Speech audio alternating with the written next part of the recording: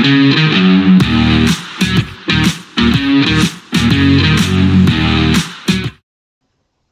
welcome back to the SuperCoach Nuff video. In this one we're going to review round 1 of SuperCoach AFL for 2024. And I guess a fairly good week for us. I thought, scoring 2100 in week 1 was pretty good.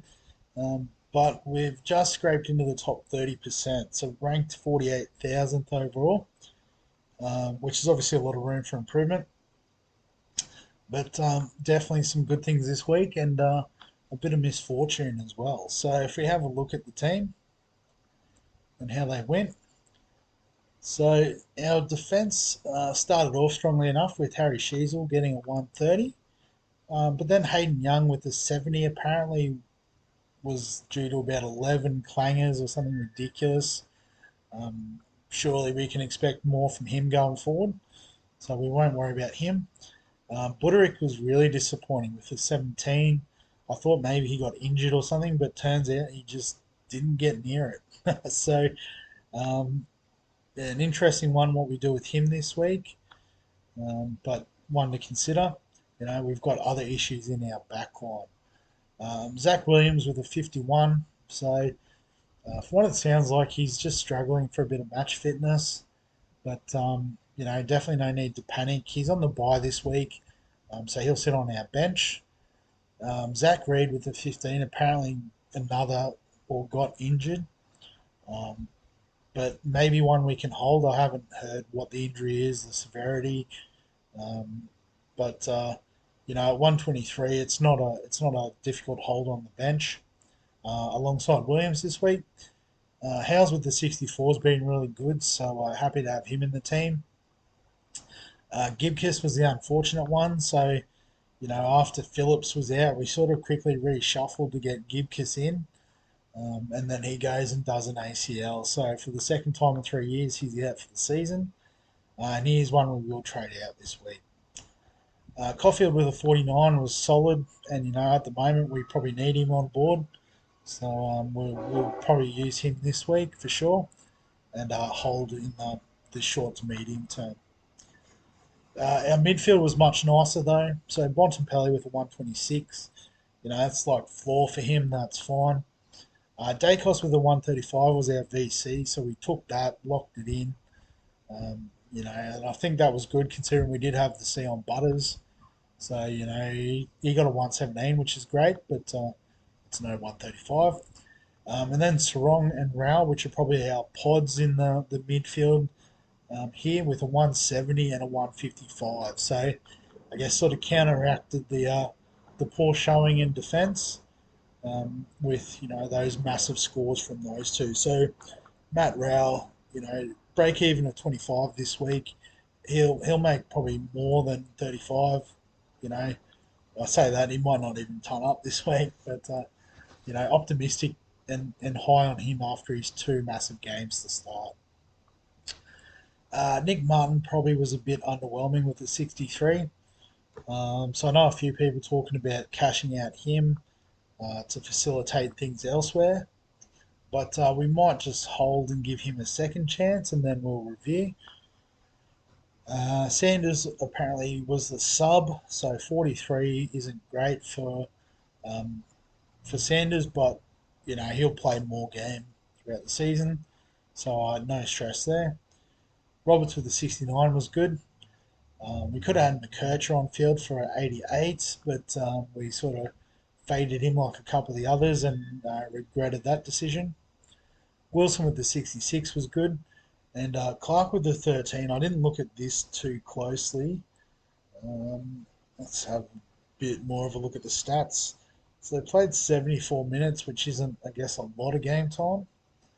But, it looks like only 13 possessions. Not too much going on other than that. So, don't know what happened there, but, we've got bigger issues, I think, at the moment. Grundy was a bit flatter than his round 0 performance with the 71. Meanwhile, Gawn, after his flat round 0 went off in round 1. So, with our budget, we couldn't afford Gorn anyway with this setup. Um, so, that's fine. We'll keep Grundy. Sherry with the 107 was good. So obviously only on the bench because we looped Dacos in. And our forward line was mostly pretty good. Flanders with the 128, looking really good. What's his break even at almost be negative? Not 22 as well. Heaney with a 136. So surely he's negative. Yeah, negative 12. Fantastic. He's going to make us some good money in the first few weeks. Fisher with a 50. So a bit like Martin, underwhelming, and a few people chopping him to go elsewhere. But Fife with 103. So, nice to get a ton at less than 300k. Jordan with an 84 was, consistent. Reed with a 78 was good on debut. Sexton, 63 is a good return at his price. And Cadman with a 72. So definitely a good option to go with Cadman. He'll make some good money this week with a negative 56 break even. And then if we need to, we can shift him. Or if he goes good again, we can just hold for the medium term. All right, but in terms of the trade options this week, the watch list has expanded a bit. So Mana with the 29, not sure if he came on as the sub or what happened there, but a bit like Clark, just a slow burn. We'll keep an eye. Pink we might have to use in our defence with a 44. Ware with a 46. He's going to start most games, so that's good. Windsor with a 72 gives us a bit of food for thought at 180k, about to go up in price.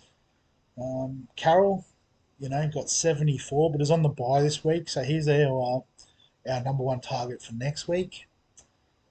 Campbell with a 31, so obviously, Cadman was the right choice. He could even probably disappear off my watch list, I think, because his price will start going up this week, and we're probably not interested in him at that point. Jared Lyons is another one we could sort of, mid-price trade-in option. So I guess if Martin flops again, we could bring, him in for Lyons, make a couple 100k, make some moves elsewhere. Elliot Yo, I think I skipped over 96. So if we can find some money, we could go up from Buderick perhaps. But I don't know if we'll find the money this week. Marty Hall with a 60. So a lot of people saying to get on this week. But at his, or sorry, not at his price, but the fact he didn't play round zero means that we can wait a week. But obviously, if you need to fix your defence like I do at the moment, definitely could go a week early. Tom Berry, so turned up on the weekend. So anytime you get 163k with an 83 average, um, definitely one to put on the watch list and consider. Obviously got a few Suns players at the moment, so how many can we squeeze in? Charlie Dean, another cheap option. D'Ambrosio with a 122. So, there was a bit of talk about him as a, sort of Zach Williams alternative. Could turn out to be a winner based on that initial score. But again, one we can sit and wait for a week. Karmas, I've sort of looked at as a defensive option playing in the forward line. Oh, sorry, a forward option playing in the defensive line. I got that around the wrong way. Riley Bonner with 102 in his first game. So probably, him and D'Ambrosio and Hoare are top targets for next week. But then you've also got Carroll and Lyons. So well, how many of them can we fit in? The answer is obviously 3 with the boost. And Jack Billings, flat in round 0, but then comes out and tons up in round 2, which means that score will sit in his rolling average for 2 weeks, which, means his cash generation is going to be pretty nice. So I guess what we need to determine from this list is, I guess, the 6 that we want to target for the next couple of weeks. And then try to prioritise bringing them in. So obviously, I guess Carroll and Lyons are ones for next week. and I think they're definitely in my top six. Like Lions is a bit dependent on I've completely lost it there on the team. Whether I think there's someone that's due to come back in potentially that could take some minutes off of him. Um, D'Ambrosio is another one. It's like we could wait a week, but will we have the trades for him?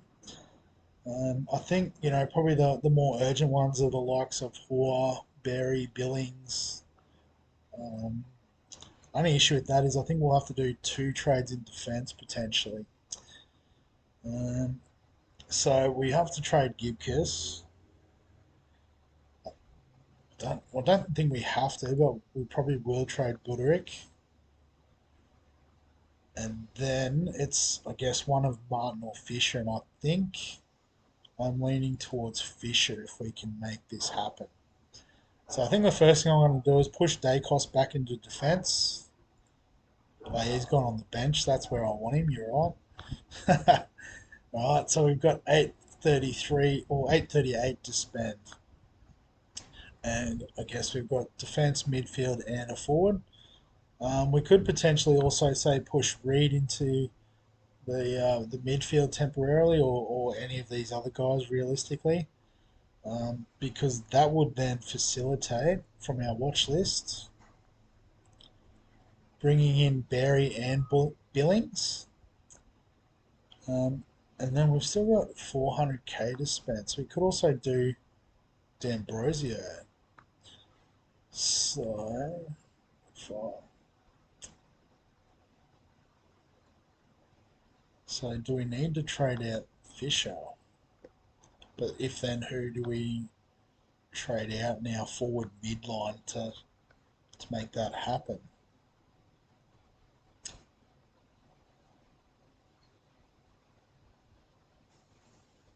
So I think at 4:30 we're just priced out of Yo. So I guess if we wanted Yo, we could go through Martin.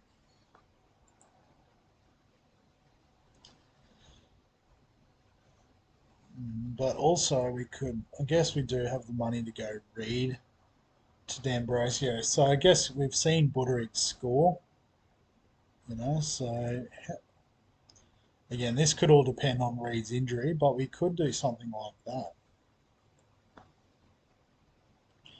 All right, and then we can, so then I guess we don't necessarily have to play Caulfield. We'd still have an emergency on the bench. Um, so I might just swap those two around. The midfield's probably fine the way it is. Um, and then, we'll play Cherry obviously on field for Livingston. And then I guess we just have to decide whether Berry is worth playing over Sexton given his score, his average. Because, they're playing the Dogs. I don't know if that's a good thing or a bad thing. Need to definitely do some more research, but it could look something like that. And then in terms of captain, vice captain, you've got Dacos playing Thursday night, so that's the obvious VC. Captain, I guess looking at our guns, we've got Sarong against North. If he could repeat the 170, that would be pretty insane. Um, Butters against Richmond is probably a nice matchup. The Bont, we can always bank on the Bont. Even Rowell against the Dogs, the way he's looking, could be a cheeky pod shout. But I think I'm leaning towards a Bont just for safety. I think, if Dacos can get another 130, we'll just take that and be happy. Um, yeah, so that's basically how I think the team will set up. Obviously, with the AFL videos, I won't necessarily do a round preview. We'll come back next Tuesday and look at the team and how it went. Um, but yeah, that's how it's looking for now. So I'll leave it at that. Actually, I won't leave it at that. I've got to go through the league, or does that start next week? It starts next week. But let's have a look at the team. So it looks like Black Hawk down. or Black Hawk Dow, pun name. Steve with a 22.94. So he had Tom Green as VC with a 150. So yeah, that's definitely something to consider. Is like, are we going to miss the boat on a Tom Green type pick? He plays this week against North, which is scary. Then has a bye. So do we sort of expect him to go up by 28k, 30k, getting to about 650? And we can sort of take 2 weeks to work out how to get to him. That's not a bad strategy. You're gone with the 162 as well, so you know 89 break even's not the worst. So he's not going to get away from us this week, but maybe next week if we want him, we'll have to find a way. Jackson with the 113 as well was good. So I guess a couple of these picks that we'd like to have, were nice, unique points. But I think where the points were made was like not playing Buderick and Reed, playing McKercher and Wines instead. Even like or Wines over a Martin was 30 points. Caulfield over Buderick was 30 points, which you wouldn't have thought. McKercher over Sanders was 40, so I guess that gets you up to 100 and something points pretty quickly. And yeah, and also I guess had Heaney, had Sheasel, had Flanders, had the Bond. So nice start there for Black Hawk Dow. Um, so yeah, I think the head-to-head starts this week.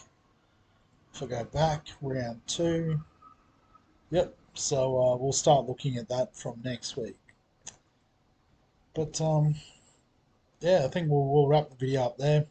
So as always, if you've got any questions, comments, thoughts, feel free to add them below this video. If you enjoy the AFL content, remember to give the videos a like, subscribe for all the fantasy content on the channel, and other than that, we'll catch you in the next one.